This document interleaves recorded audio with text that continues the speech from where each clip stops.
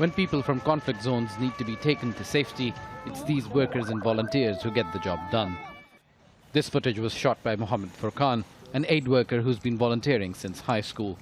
A day in his job in Syria means negotiating with government representatives and armed groups and helping get the wounded to safety.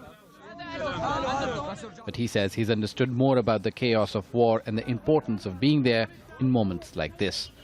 The child is pointing to what appears to be a Russian drone just hours after his whole family had been killed in an airstrike. That bombs came from that aircraft. He thought that it was just a toy or something to get entertained. What seems to be a noble task is not risk-free. More than 100 humanitarian workers have been killed this year in conflicts worldwide. Syria has been a high-risk area for more than 6 years, and the war isn't over. The government and armed groups have abused access to humanitarian aid. You limit access into that area. You limit the food, you limit the medicine, you limit, basic humanitarian needs enter to that area.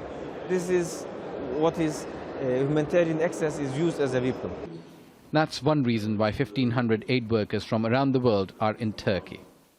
Delegates have gathered here from 190 countries to try and figure out the best ways to tackle the challenges that humanitarian workers face and how best to carry out humanitarian work impartially in the wake of threats that they face not just from state but non-state actors from across the globe. Besides safety, there's the constant risk of being manipulated by the different sides in the conflict.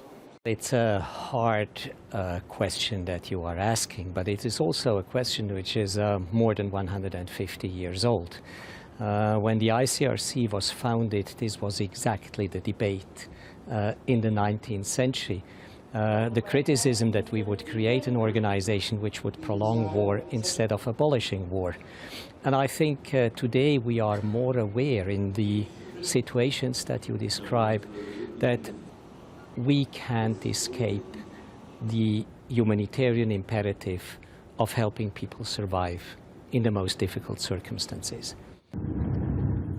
With an increasingly polarized world and expanding conflicts, aid workers say their job of making daily tough decisions keeps getting harder.